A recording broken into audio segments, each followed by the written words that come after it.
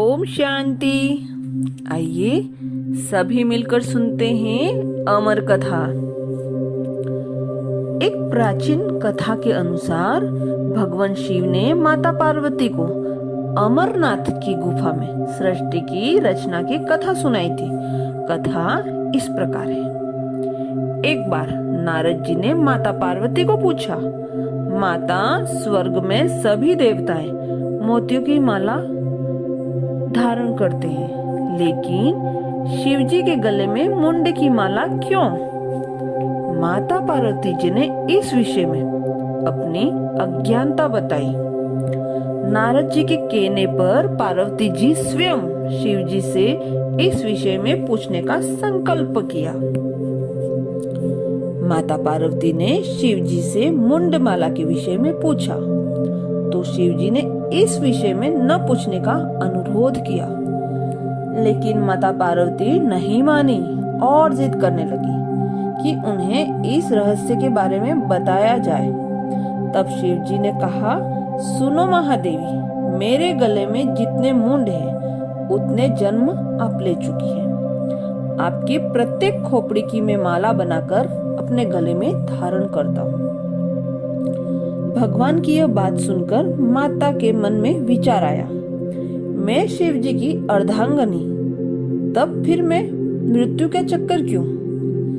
अगर शिव जी अमर है तो मैं क्यों नहीं? माता पार्वती ने शिव जी से अमरत्व प्राप्ति के बारे में पूछा। शिव जी ने कहा, ठीक है, मैं आपको अमरत्व प्राप्ति की कथा सुनाता हूँ। आपको बहुत ध्यान से सुनना होगा।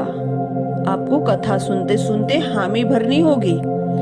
अगर आप बीच में सो गई और हामी भरना बंद कर दिया तो मेरी कथा बीच में रुक जाएगी। कथा फिर से सुनाई भी नहीं जाएगी। अगर आपको ये शर्तें मंजूर हो तो कहिए। माता पार्वती जी ने दोनों शर्तें मान ली। यह अमर कथा पार्वती जी के सिवाय और कोई न सुन ले, यह भी ध्यान रखना था। अतः शिव जी पार्वती जी को लेकर हिमालय के एक निर्जल बर्फीले पहाड़ की गुफा में पहुंच गए। कथा प्रारंभ करने से पहले भगवान ने कपाली रुद्र को प्रकट किया।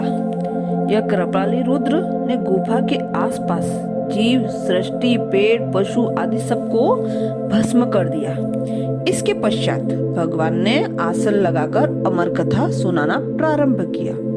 कथा सुनते सुनते पार्वती माता को नींद आ गई। एक कबूतर था जो कथा के बीच में हामी भरता रहा और शिव जी ने समझा कि माता पार्वती हामी भर रही हैं। कृपाली रुद्र ने गुफा के चारों ओर जीव सृष्टि को भस्मीभूत कर दिया था, लेकिन आसन के नीचे एक कबूतर रह गया था। कुछ समय बाद माता पार्वती की नींद टूटी तो उन्होंने शिव जी से माफी मांगी। शिव जी आश्चर्यचकित हो गए। वे सोचने लगे कि कथा के बीच में कौन हामी भर रहा था। उन्हें बहुत क्रोध आया। अपना त्रिशूल उठाकर खड़े हो गए और तभी आसन के नीचे से एक कबूतर उड़कर भागा। शिवजी उनके पीछे भागे। कबूतर तीनों लोक में आश्रय लेने के लिए फिरता रहा, परंतु किसी ने भी उसे आश्रय नहीं दिया। वह कबूतर मृत्यु के भय से महर्षि वेद व्यास के आश्रम में पहुंचा। उस समय वेद व्यास जी की पत्नी आलस्य और नींद में थी। उन्होंने उबासी ली और मुख खोला तो कबूतर छोटा होकर मुख से होता हुआ उनके पेट में पहुंच गया। भगवान ने सब कुछ देखा, परंतु स्त्री हत्या का पाप वह नहीं चाहते थे, अतः वापस चले गए। कबूतर 12 वर्ष तक महर्षि वेद व्यास की पत्नी के उदर में रहा। एक बार उनके पेट में बहुत दर्द हुआ तो वे ब्रह्मा जी के पास गई। ब्रह्मा जी उन्हें साथ लेकर विष्णु जी के पास गए। विष्णु जी ने कहा, इस समस्या का समाधान मेरे पास नहीं, इस समस्या का हल केवल शिव जी ही कर सकते हैं। आप शिव जी के पास जाएं। इस प्रकार सभी शिव जी के पास पहुँचे। शिव जी ने सारी बातें सुनी और कहा, कि आप सब पक्षीराज की स्तुति करें। सबने पक्षीराज की स्तुति की और अभयदान की प्रार्थना भी की। पक्षीराज बाहर निकलने के लिए तैयारी नहीं थे। अमर कथा के बल पर पक्षीराज को चारों वेदों का और 18 पुराणों का ज्ञान हो चुका था। पक्षीराज ने कहा, जब तक समस्त सृष्टि निर्मोही नहीं बनती, मैं उधर से बाहर नहीं आऊंगा। विष्णु जी ने सभी दिव्य शक्ति के बल पर क्षण भर के लिए समस्त जगत को निर्मोही बना दिया। इस पर कबूतर मानव के रूप में बाहर आ गया और वह बालक सुखदेव के नाम से विश्वविख्यात हुआ। अतः वे सुखदेव सबकी अनुमति लेकर घने जंगल में तप करने के लिए निकल पड़े। उन्होंने ऋषि मुनियों को कथा सुनाने का आयोजन रखा। वहां पर उन्होंने अमरत्व प्राप्त करने की कथा सुनाना प्रारंभ किया। भगवान शिव सोचने लगे कि अगर अमर कथा सुनकर सब अमरत्व को प्राप्त कर लेंगे तो सृष्टि का संचालन नहीं हो सकता।